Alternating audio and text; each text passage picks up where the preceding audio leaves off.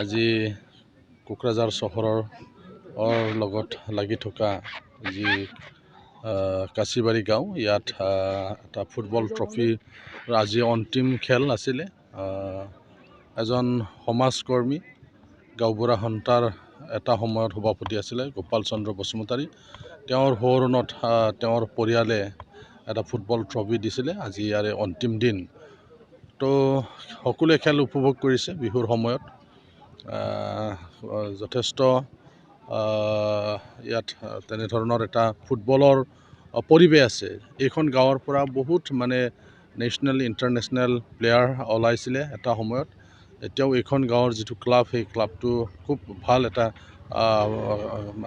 Club, ভাল এটা performance দি আছে। যথেষ্ট সংখ্যক ইয়াত এজন দুজন নহয়, যথেষ্ট সংখ্যক ইয়াত ফুটবল খেলুৱৈ আছিলে। নেশ্যনেল ইণ্টাৰনেশ্যনেল তেনেকুৱা খেলুৱৈসকল এই গাঁৱত আছে। এতিয়াও এই গাঁৱত এটা ফুটবলৰ এটা পৰিৱেশ আছে। তো আমি আশা কৰোঁ যে কোকৰাঝাৰ সঁচাকৈ ফুটবলৰ এটা হাব হ'বলৈ গৈ আছে। বৰ্তমানৰ যি BTRৰ যি চৰকাৰ, প্ৰমোদ বড়ো নেতৃত্বাধীন যি চৰকাৰ, এই চৰকাৰে যথেষ্ট ফুটবলক লৈ পেলাই বিভিন্ন ধৰণৰ চিন্তা চৰ্চা কৰি আছে।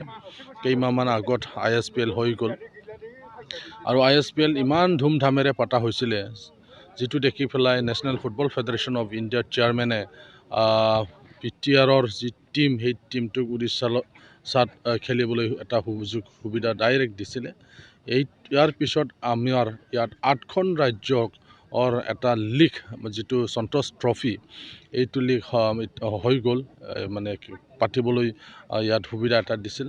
আৰু এতিয়া খবৰ ওলাইছে যে ইয়াত এই সন্তোষ ট্ৰফিৰ যিটো কোৱাৰ্টাৰ ফাইনেল, এই কোৱাৰ্টাৰ ফাইনেল আকৌ কোকৰাঝাৰত পাতিবলৈ দিয়া হ'ব। তো এতিয়া নেশ্যনেল লেভেলত এটা চৰ্চা হৈ আছে যে BTRত কোকৰাঝাৰত ফুটবলৰ যথেষ্ট চাহিদা আছে। ইয়াত যথেষ্ট খেলুৱৈসকল আছে, প্ৰতিভাৱান খেলুৱৈ আছে, আৰু অৰ্গেনাইজাৰ হিচাপেও ইয়াত যথেষ্ট তেনেকুৱা অৰ্গেনাইজাৰসকল আছে। গতিকে এনেকুৱা এটা সুবিধা আমি পাই আছোঁ।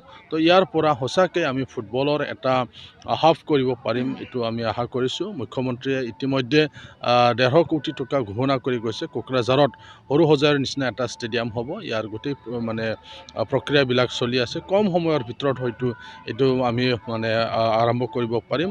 সঁচাকৈ খেলৰ যদি তেনেকুৱা সুযোগ সুবিধাবিলাক যদি পোৱা যায়, কোকৰাঝাৰটো ফুটবলৰ লগতে বিভিন্ন ধৰণৰ যিটো গেমছ আছে, ইয়াত ভালকৈ পাৰ্টিচিপেট কৰিবৰ কাৰণে এটা সুযোগ সুবিধা আহি পৰিব।